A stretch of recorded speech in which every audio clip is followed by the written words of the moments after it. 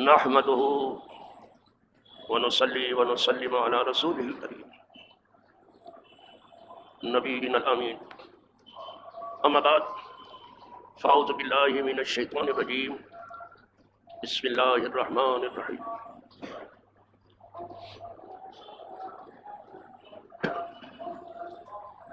للفقراء المهاجرين الذين أخرجوا من ديارهم وأموالهم يبتغون فضلا من الله ورضوانا وينصرون الله ورسوله أولئك هم الصادقون صدق الله مولانا العظيم وبلغ رسوله النبي الأمين الكريم ونحن على ذلك من الشاهدين والشاكرين والحمد لله رب العالمين. برادران ملت اسلامیہ وعزیزان گرامی قدر، قابل احترام حاضرین و ناظرین، موجودین و غائبین،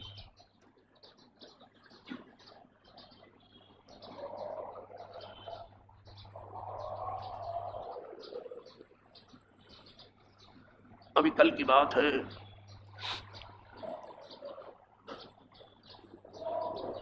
کہ مسلم محلوں کی تمام مساجد میں چراغاں تھا.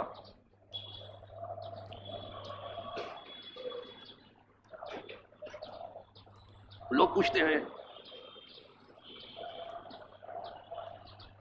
روشنی دیکھ کر کے یہ روشنی کس سلسلے میں ہے؟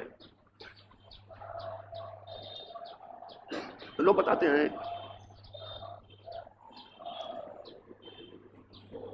یہ فلاں صحابی کا دن ہے جو منایا جا رہا ہے، یہ فلاں ولی کا دن ہے جو منایا جا رہا ہے، یہ غوث کا دن ہے جو منایا جا رہا ہے، یہ خواجہ کا دن ہے جو منایا جا رہا ہے. بتاتے ہیں وہ رات جس دن سے پہلے گزر گئی اس میں بھی روشنی تھی. تو لوگ پوچھتے تھے کہ یہ روشنی کیسی ہے، تو انہیں بتایا گیا کہ یہ صدیق اکبر کا دن ہے.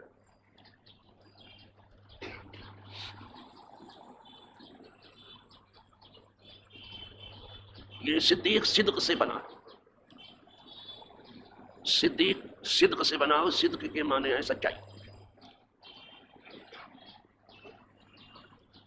جب آدمی بہت سچا ہو جاتا ہے تو اسے صدیق کہا جاتا ہے.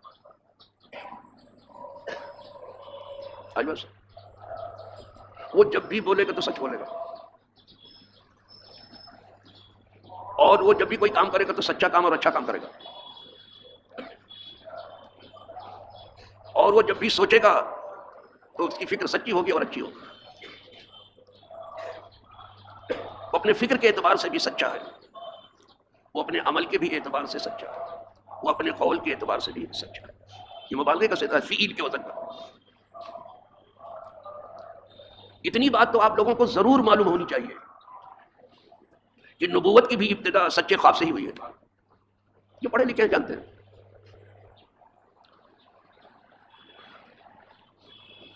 نبی کے خواب بھی سچے ہوتے ہیں. بیداری کتنی سچی ہوتی ہے، ان کی ابتدا ہی سچے خواب سے ہوتی ہے. رات کو وہ جو خواب دینے گے صبح سامنے آ جائے گا.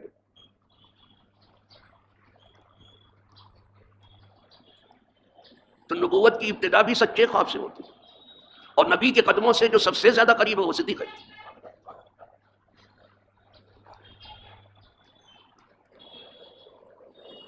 آپ جتنے سچے ہوتے جاؤ گے اچھے ہوتے جاؤ گے، اور جتنے سچے ہوتے جاؤ گے قدم نبوت سے قریب ہو جاؤ گے. جہاں صراط مستقیم کو 4 طبقات میں ذکر کیا گیا، وہاں مع النبیین والصدیقین والشہداء والصالحین، یہ 4 طبقات ہیں.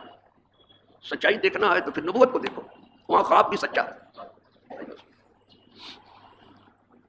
سچائی دیکھنا ہے تو صدیقین میں دیکھو، ان کی ہر ادا سچی ہے. سچائی دیکھنی ہے تو شہداء کو دیکھ لو، اس راہ میں انہوں نے اپنی جان تک دے دی. کتنے لوگ قربان گاہ صدق پر شہید ہو چکے، ان کا کوئی اور جرم نہیں تھا، بس سچے تھے وہ. یہ دنیا بڑی مشکل سے کسی سچے کو برداشت کرتی ہے، یہ سمجھ لینا، اور جھوٹوں کو اپنی آنکھ کا تارا بناتی ہے، لیکن سچائی کو نہیں چھیل پاتی. پابندی ہے. وہ لوگ جو میڈیا میں کام کر رہے ہیں، الیکٹرانک میڈیا میں، چاہو تو ان سے پوچھ لو، پرنٹ میڈیا میں جو کام کر رہے ہیں ان سے پوچھ لو کیا کہ سچی خبر دینا کیا آپ کے لیے آسان ہے؟ پوچھ لینا ذرا سا، پھر وہ بتائے گا. آپ سچائی کا گلا گھونٹنے والے یہاں تمام.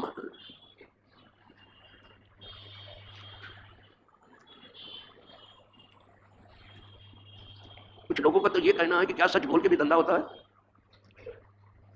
کچھ احمقوں کا یہ کہنا ہے کہ ہم تو بازار جاتے ہیں تو اپنا ضمیر کباڑ کے اندر بند کر دیتے ہیں، پھر یہ نہیں بتاتے کہ کب آ کے نکالتے ہیں وہ ضمیر کو.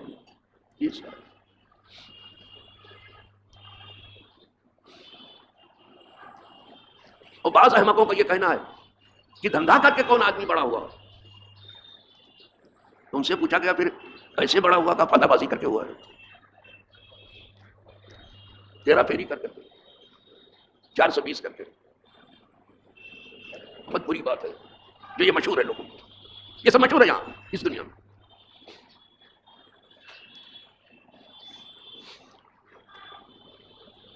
حضرت سلیمان علیہ السلام کی پوری دنیا پہ حکومت تھی، انسانوں پر ہی نہیں جنوں پر بھی، لیکن نبی ہے.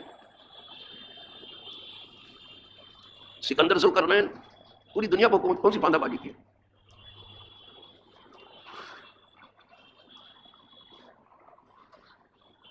کوئی ضروری نہیں ہے. ہاں غیروں کی بات نہ پوچھو کہ وہ کیسے ہوتے ہیں، وہاں ان کا تذکرہ نہیں کر سکتے. یہی صدیق اکبر جتنے مسلمان تھے سب کے خلیفہ تھے تنہا. جو اس وقت شاہ ہوتے تھے خلیفہ سے سند لیتے تھے. خلیفہ بڑی پوسٹ، خلیفہ ایک وقت میں ایک ہی ہوگا اور بادشاہ ایک وقت میں کئی ہوں گے. بادشاہ کی پوسٹ بہت چھوٹی ہے. اور یہ خلافت کیا ہے؟ نبی کے قدم میں ہونا. یعنی نبی تو نہیں ہے جو ان کے قدم میں وہ ہیں.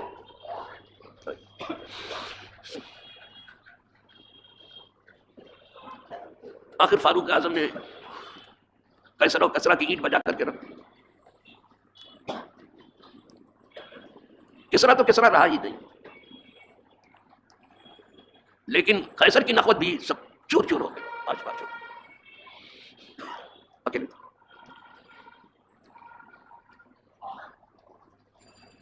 تو سچ ہی سب بولتے تھے. صدیق اکبر سچ بولتے تھے، فاروق اعظم سچ بولتے تھے. صدیق اکبر میں صداقت تو بہت زیادہ غلبہ تھا، فاروق اعظم میں عدالت بہت پائی جاتی تھی. بیٹے کا معاملہ ہو تب بھی انصاف کرتے تھے. عثمان غنی میں سخاوت بہت تھی. ہر آدمی الگ الگ وصف تھا. یہ نہیں کہ سچائی نہیں تھی، سچائی تھی. یہ نہیں کہ وہاں عدالت میں عدالت نہیں تھی، لیکن سخاوت اس کے ساتھ ساتھ عثمان غنی میں بہت تھی. مولا علی میں شجاعت بہت تھی. اور یہ چاروں وصف بھی تھا، سچائی بھی تھی، عدالت بھی تھی، شجاعت بھی تھی. سب کے اندر موجود تھی، لیکن کسی میں اس کا غلبہ بہت زیادہ تھا، اس لیے مشہور ہوا. غلبے کی وجہ سے مشہور ہوا. اور یہ 3 ہنر آج بھی ہیں. اگر آپ کو بھی کچھ ہونا ہے تو یہ 3 ہنر ضروری ہے. شاعر مشرق اقبال نے کہہ تو دیا بیچارے نے، لوگ پڑھ بھی دیتے ہیں، اس کے معنی بھی بتا دیتے ہیں، اور کچھ بندگان خدا ہیں جو اس پر تھوڑا عمل بھی کر لیتے ہیں. ایسا نہیں ہے کہ سب بیکار جاتا ہے. یہ بات کہہ گیا ہے اسی سے. وہ کیا کہتا ہے؟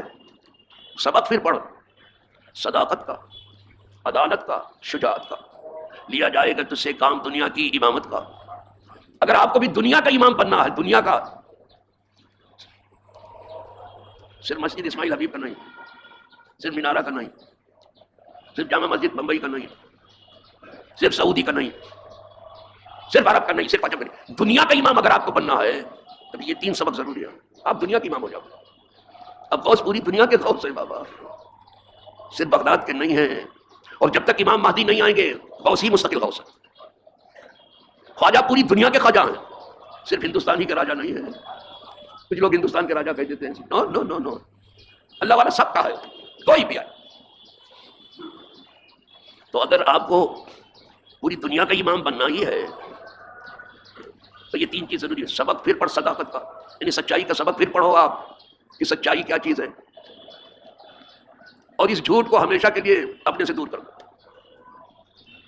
زبان سے جھوٹ نکلنے نہ پائے. یہ احتیاط ہے.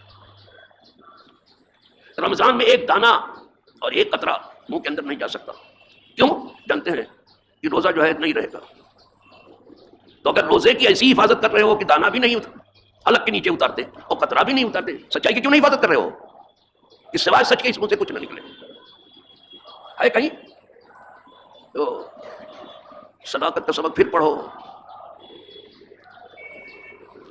پھر الصادق الامین کے قدموں میں آئیں گے.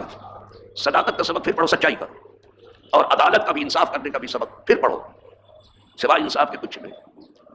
شجاعت کا پھر پڑھو، بہادری کا سبق.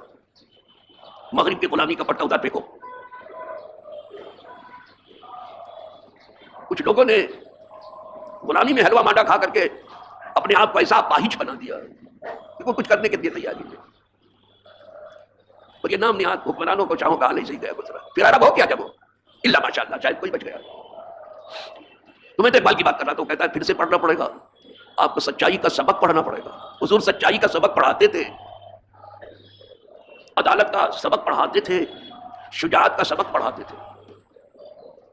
اسی لیے ہم دیکھتے ہیں صحابہ سب سچے تھے. اور یہ میں نہیں کہہ رہا ہوں، میں تو کہتا تو کہتے لوگ کہ آپ جو ہے اپنے حسن عقیدت کی وجہ سے کہہ رہے ہیں کہ صحابہ سب سچے تھے. نہیں نہیں، حضور خود فرماتے صحابی کلہم عدول، میرے سب صحابہ سچے ہیں، یہی بات، سب عادل ہیں. ان کی سچائی ان کو اتنے اوپر لے گئی کہ آفتاب کمال کے وہ چمکتے دمکتے تارے بن گئے.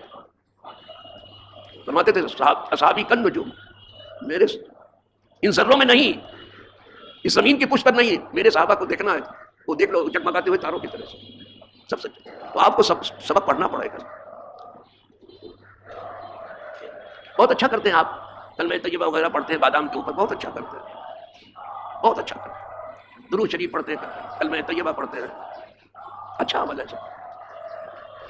لیکن جب پڑھیں تو ذرا سا دعا کر لیا کرے اپنے لیے کہ مولا یہ جو کچھ پڑھ رہا ہوں زبان سے میری حلق کے نیچے بھی اتار دے. تھوڑا دعا کر لیا کرو بابا. یہ نہیں کہ بس کب نان کھتائی بٹیوں کب چلتی ہے صاحب، اور کب پلیٹ کھنکھنائی کب بیٹھ گئے ہاتھوں میں. یہ سب نہیں، یہ تو سب ایک ضمنی چیز ہے. اصل یہ ہے کہ جو کلمہ ہماری زبان پر جاری ہے مولا میرے حلق کے نیچے اتار دے. قرآن پڑھنے میں بھی یہی ہے. یہ بڑی دنیا ہے، قرآن پڑھتی ہے، بہت عمدہ پڑھتی ہے، لاجواب پڑھتی ہے، آپ سنتے رہو. لیکن قرآن ان کے حلق کے نیچے نہیں اترتا. لا یجاوز تراقیہم، یہ کل حدیث پاک میں.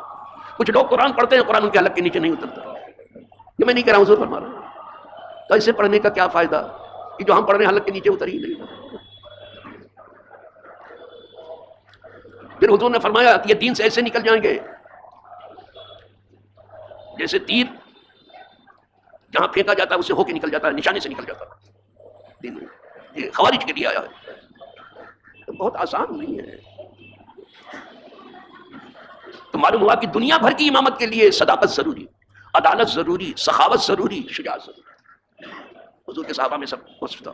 اب اس لیے وہ سب دنیا کے امام ہیں. ان کی امامت کا آج بھی چرچا ہے. اب میں بیٹھ کے کر ہی رہا ہوں. پوری دنیا میں یوم صدیقہ کو منایا جاتا ہے. اب عبداللہ ابن مسعود سے صدق کے بارے میں حدیث سن لیں. ابھی دوسرا تھوڑا عنوان میں نے لیا ہے. وہ کہتے ہیں عبداللہ ابن مسعود کی سرکار نے فرمایا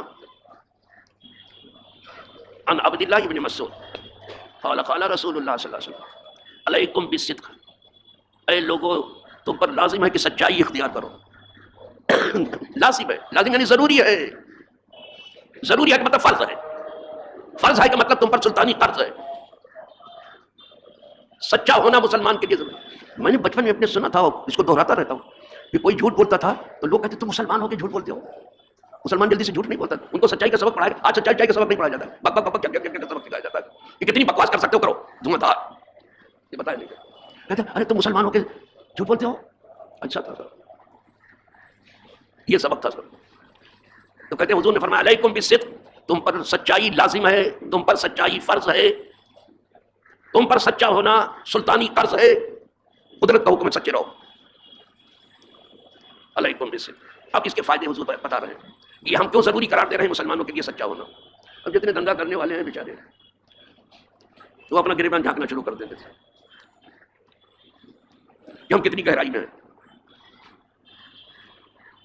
اب اس کا حضور فائدہ بتا رہے فَإِنَّ الصِّدْقَ، اس لیے کہ سچائی یادی الی البر، یہی سچائی ہے جو نیکی کی طرف لے جاتی ہے. نیکی کی راہ کھلتی ہے سچائی سے، نہیں بند ہے، اس راہ پہ پہرے ہیں. جتنی نیکی کی راہ ہیں سب سچائی سے کھلتی ہیں، جب تک سچائی نہیں ہوگی نہیں کھلے گی وہ. اس لیے کہ سچائی جو ہے رہنمائی کرتی ہے نیکی کی طرف، نیکی کی راہ کھول دیتی ہے. ادھر کہتی ہے اس کے لیے نیکی کی راہ کھول دو، جاتی ہے نیکی کی راہ کھل گئی سچے کے لیے. اب آگے پھر حضور فرماتے ہیں وَأَنَّ الْبِرَّ يَهْدِي إِلَى الْجَنَّةِ، اور یہ نیکی اسے جنت تک لے جاتی ہے. وہ نیکی ہے جو آدمی کو جنت تک لے جائے گی پکڑ کر کے. سچائی نیکی تک لے جائے گی، نیکی جنت تک لے جائے گی. یہ حضور فرمانا یاد کر. آگے حضور ارشاد فرماتا ما یزال الرجل یصدق، برابر آدمی سچائی پر قائم رہے گا، سچائی پر عمل کرتا رہے گا. وہ یتحری الصدق، اور ہمیشہ سچائی کا انتخاب کرے گا جب بھی ضرورت پڑی. حتی یکتب عند اللہ صدیقا، یہاں تک کہ اللہ کے یہاں کا حکم ہوتا ہے اس کو صدیق لکھ دو.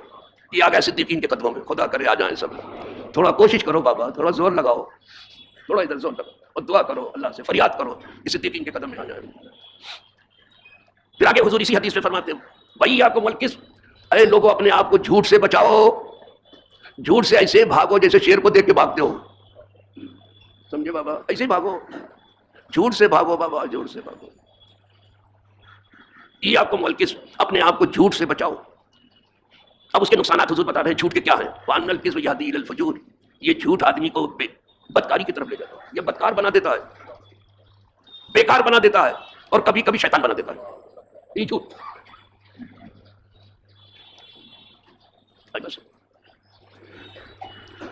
وان الکذب یہدی الی الفجور، بدکاری کی طرف لے جاتا ہے. وان الفجور یہدی الی النار، اور یہ بدکاری جہنم تک لے جاتی ہے. جیسے نیکی جنت تک لے جاتی ہے، بدکاری جہنم تک لے جائے گی. اس کی شروعات جھوٹ سے ہوتی ہے. وَأَنَّ الْفُجُورَ يَهْدِي إِلَى النَّارِ وَمَا يَزَالُ الرَّجُلُ يَكْسِبُ، آدمی برابر جھوٹ بولتا رہتا ہے بے تحاشا. وہ تھوک میں جھوٹ بولتا ہے، ایک دو نہیں بولتا، اور جھوٹی قسم بھی کھاتا ہے، ایسی ایسی قسمیں کھاتا ہے کہ آپ سمجھو کہ بالکل سچ کہہ رہا ہے، اس کو کچھ پڑی نہیں. تو آپ برابر آدمی جھوٹ بولتا رہے گا. وَيَتَحَرَّى الْكِذْبَ، اور ہمیشہ جو ہے جھوٹ کا انتخاب کرے گا بولنے کے لیے. حَتَّى يَكْتُبَ عِندَ اللَّهِ كَذَّابًا، یہاں تک کہ فرشتوں کو ہوتا ہے اس کا نام جھوٹوں میں لکھ دو. اور یہی جھوٹے ہیں جن پر اللہ کی لعنت ہے. لعنت اللہ علی الکاذبین، قرآن نے لعنت کی ہے، لعنت ہے اللہ کی لعنت ہے جھوٹوں کے اوپر. کیا لعنت لکھا اللہ کی کوئی؟ اسی لیے بعض اللہ والوں نے لکھا ہے کہ کچھ لوگ قرآن پڑھتے اپنے اوپر لعنت کرتے ہیں. آپ کو بھی بڑی حیرت ہوگی عام طور پر کہ کچھ لوگ پڑھتے ہیں قرآن لیکن اپنے اوپر لعنت کرتے ہیں. ارے کہا بابا قرآن پڑھتے ہیں تو اپنے اوپر لعنت کیسے کرتے ہیں؟ تو اس جگہ سے جب وہ گزرتے ہیں کہ لعنت اللہ علی الکاذبین، اور خود جھوٹے ہیں تو اپنے اوپر لعنت بھیج رہے ہیں. یہ تھوڑا کہ تم کو چھوڑ کے باقی سب کے اوپر ہے. چھوڑو جھوٹ کو بابا، جتنا جھوٹ چھوڑا جائے تم سے، اور دعا کر لو کہ اللہ سب کو جھوٹ سے نجات دے دے ہمیشہ کے لیے، اور اللہ سب کو سچا بنا دے ہمیشہ کے لیے اور اچھا بنا دے. اور صدیق اکبر کے صدقے میں جو سچوں کے سردار ہیں، اس امت کے ہر فرد کو سچائی سے قرون اولا کی طرح سے ہم کنار کر دے. سب سچے ہو جائیں، سب اچھے. میں جو کچھ کہنے چلا تھا کچھ کہہ نہیں پایا، شروع کیا میں نے ایسے ایک عنوان لیتا ہوں تو تھوڑا دن بولتا ہوں اس پر، پھر آپ تھک جاتے ہیں کہ اس کے پاس کوئی دوسرا نہیں، تو اسی لیے دوسرا لے آتا ہوں تاکہ آپ کا ٹیسٹ بدلوں ذرا سا. نہیں بنو سلوا کھاتے کھاتے کہتے روز بنو سلوا کتنا کھائیں گے، کبھی چٹنی روٹی بھی تو آدمی کی طبیعت ہے، اس لیے کبھی کبھی عنوان بدلتا رہتا ہوں. کبھی بدلا ہے، سنتے رہیں گے، لیکن دعا ضرور کریں.